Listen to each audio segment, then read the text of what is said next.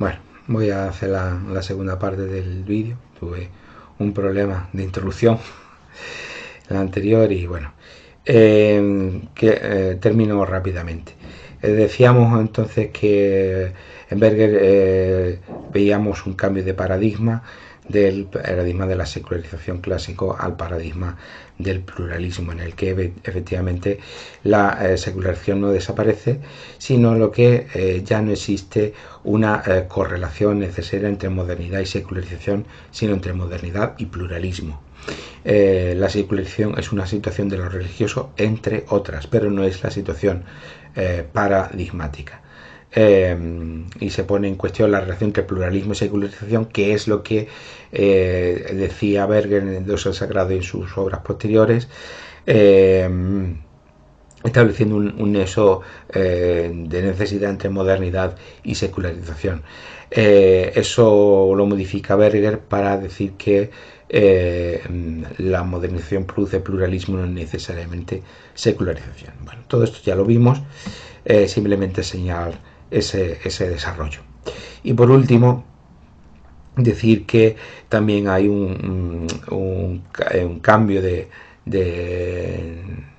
no vamos a decir de paradigma, pero sí de acento y de orientación en la propia obra teológica de Berger, en los que Berger sostiene en los años 60 y 70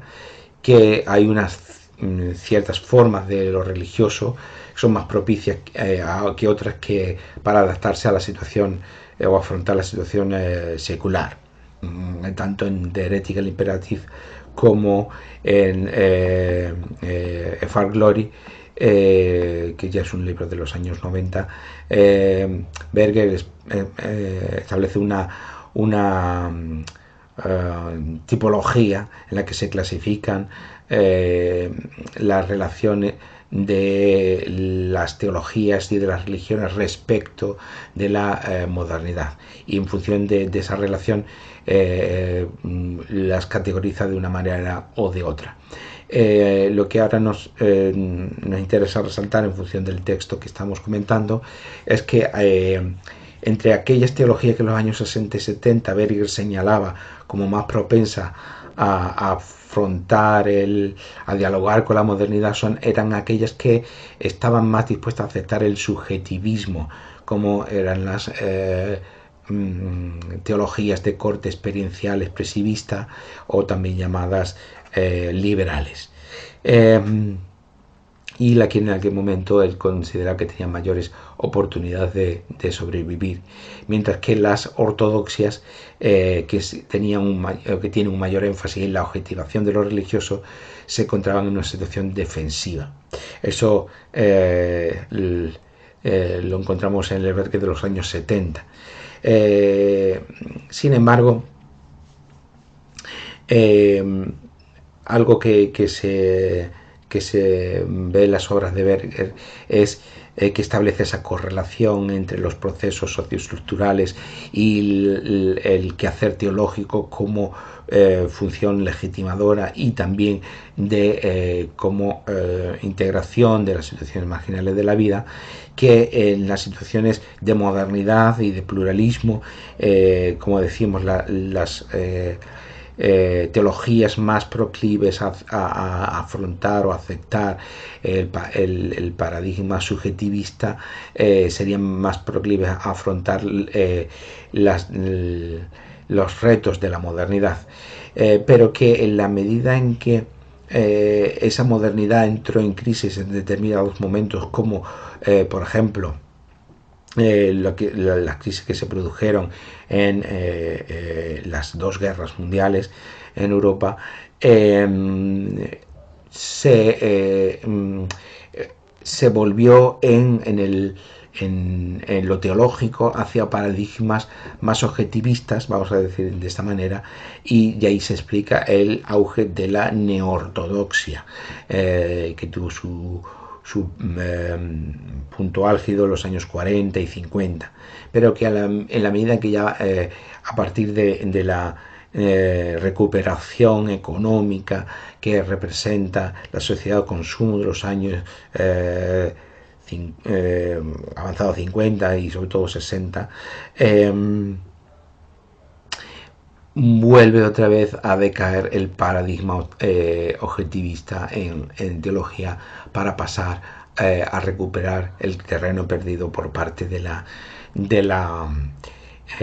las teologías experienciales expresivistas o también llamadas liberales.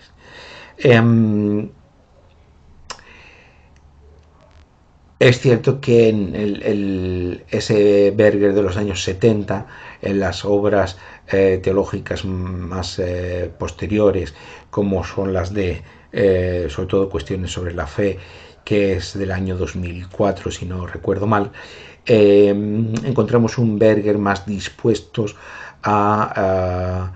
no acogerse al paradigma neortodoxo, no sería esto, pero sí ser un poco más crítico con todas esas teologías netamente experienciales expresivistas. De hecho, el Berger de los primeros años, de Precarious Vision y estas obras iniciales, es un Berger más cercano a la neortodoxia, que después va a estar, como él dijo, escribió en diferentes ocasiones, más cercano al paradigma experiencial expresivista o liberal. Y él dice que se mantuvo en ese paradigma siempre, aunque la teología de cuestiones sobre la fe es una teología fuertemente fideísta, y que, bueno, pues en ese sentido creo que también hay una cierta evolución en Berger. En definitiva, más allá de estos posicionamientos, que era para señalar, el artículo intenta señalar las continuidades, las discontinuidades que encontramos en la obra de Berger. No creemos que poder afirmar que la sociología de Berger sea estrictamente conservadora. Se le ha achacado en muchas ocasiones a Berger de conservador en lo económico y lo político, incluso desde cierto sector, incluso lo teológico también. Pues no se puede decir que Berger esté usando una sociología estrictamente conservadora o que carezca de potencialidad crítica, ¿no? En realidad, Berger dice que la religión tiene tanto una función, o cumple o ha cumplido históricamente una función alienadora, es decir, que como ejerce ese proceso de legitimación del orden de sentido social, de la construcción de sentido social, con esa función de legitimación, tiene una función, por lo tanto, alienadora, en el sentido de que a la conciencia individual la sociedad aparece no como en su verdadera naturaleza, como construida por el ser humano, sino como algo natural, normal o dado por sentado, y por lo tanto aparece con al grado de objetividad absoluto a la conciencia individual, y por lo tanto tiene esa función alienadora. Pero al mismo tiempo Berger también destaca, y esto lo vemos también en el Sagrado y en otras obras posteriores, que la religión también contiene ese elemento de desalienación para precisamente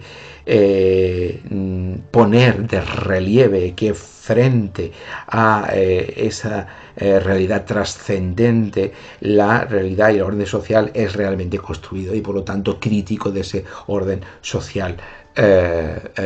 por lo tanto político y económico. Por lo tanto, en sí mismo no debe entenderse la obra de Berger ni netamente conservadora, ni por supuesto netamente revolucionaria o crítica, sino que evidentemente Berger procura un paradigma de equilibrio, un paradigma de síntesis en lo sociológico, y es, en mi opinión,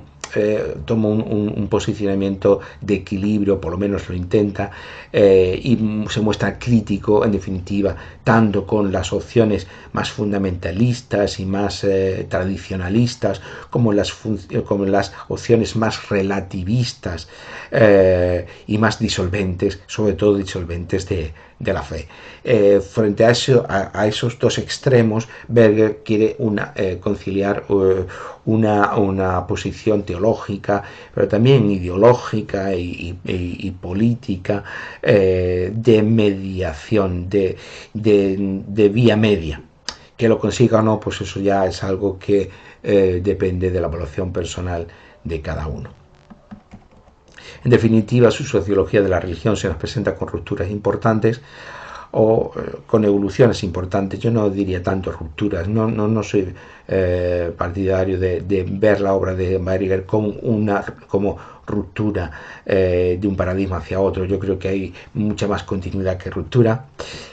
Su marco teórico se mantiene variable a lo largo de toda su obra. El tema de la secularización se puede discutir cuánto hay de cambio de paradigma o no. Yo pienso que hay menos cambio, menos ruptura de lo que pudiera parecer a primera vista, pero por supuesto también hay fuertes continuidades. Nos dice este autor que más allá de sus planteamientos teóricos, Berger no deja de señalar que el paradigma de la sociología del conocimiento,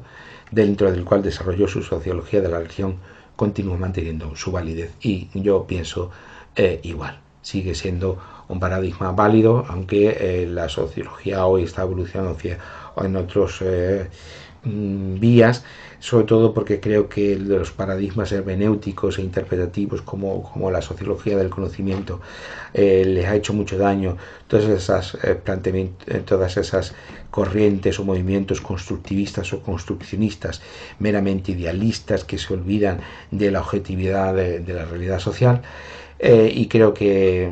eso ha supuesto un cierto descrédito desde otros posicionamientos sociológicos, pero a mí hay algo que me hace pensar que el paradigma de Berger va a seguir teniendo validez durante mucho tiempo, y es que desde diferentes sectores académicos e intelectuales que se propugnan desde posiciones de constructivistas hasta posiciones sistémicas, el sujeto, el individuo va quedando diluido, va quedando